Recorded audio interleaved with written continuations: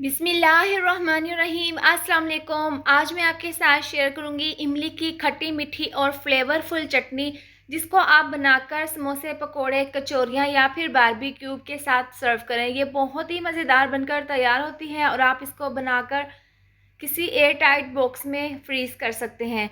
तो इसको बनाना शुरू करते हैं। तो यहाँ पर मैंने 200 ग्राम इमली ली है। आपने यहाँ पर ब्लैक वाली इमली नहीं लेनी, इस तरह से लाल वाली इमली ले लेनी है। इसको हम बाउल में डाल देंगे और इसके अंदर हम 1 कप डाल देंगे नीम गर्म पानी। अब इस तरह से हम इसको सेपरेट कर लेंगे ताकि तमाम इसके जो सीड्स हैं, गुठलियाँ हैं, वो अच्छे से पानी में डिप हो जाएं। तो इस तरह से हमने इसको अच्छे से सेपरेट कर लिया है। अब इसको हम कवर करके 1 घंटे के लिए रख देंगे। तो यहाँ पर इमली को भिगोकर रखे हुए 1 घंटा हो गया है। अब हमने क्या करना है, हाथों की मदद से इस तरह से अच्छे से इसको मसल लेना है और इसके ऊपर जितना भी नरम वाला गूदा है वो हमने अलहदा कर लेना है। इस सीड्स के ऊपर वाली जो जैकेट है ये हमें नहीं चाहिए, बस इसके ऊपर से हमने जो मोटे वाला पल्प है वो हमने अलहदा कर लेना है।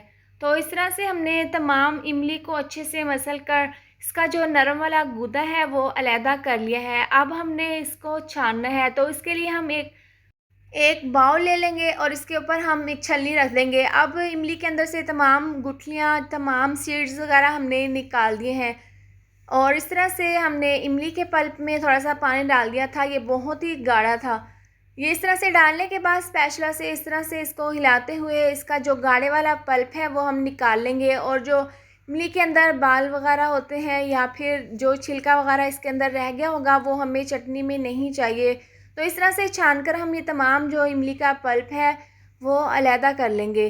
तो यहाँ पर हमने तमाम इमली का पल्प निकाल लिया है। इसके बाद हमने इसको पकाना है। तो उसके लिए हम इसको पैन में डाल देंगे और हाई फ्लेम पर इसके अंदर 1 से 2 उबाल आने तक इसको पकने के लिए रख देंगे। और जब इसमें इस तरह से उबाल आने लगेगा तो हम इसको मिक्स कर लेंगे और मीडियम आंच पर हम इसको पकाएंगे ताकि ये गाढ़ी हो जाए। इस पॉइंट पर हम इसके अंदर डाल देंगे 1 कप चीनी। आप यहाँ पर अपने टेस्ट के हिसाब से कम या ज़्यादा चीनी डाल सकते हैं। तो चीनी डालने के बाद आधी चम्मच डाल देंगे टेस्ट के हिसाब से नमक, आधी चम्मच डाल देंगे कुटी हुई लाल मिर्च। इससे बहुत ही अच्छा सा फ्लेवर आएगा। और ये डालने के बाद आधी चम्मच डाल देंगे भुना कुटा हुआ ज़ीरा और ये डालने के बाद इसको हम अच्छे से मिक्स कर लेंगे। अब यहाँ पर हमने कुछ भी नहीं करना, इसको मिक्स कर देंगे और मीडियम आंच पर पकने के लिए रख देंगे। आप देखें यहाँ पर इमली की चटनी को पकते हुए 8 से 10 मिनट हो गए हैं मीडियम आंच पर और ये अच्छी खासी गाढ़ी हो गई है। लेकिन हमने यहाँ पर इसको मज़ीद गाढ़ा करना है तो हम इसको तकरीबन 4 से 5 मिनट के लिए और पका लेंगे। इमली की चटनी को मज़ीद हमने अच्छे से पका लिया है और ये बिल्कुल तैयार है। अब इसको हम साइड पर ठंडा होने के लिए रख देंगे।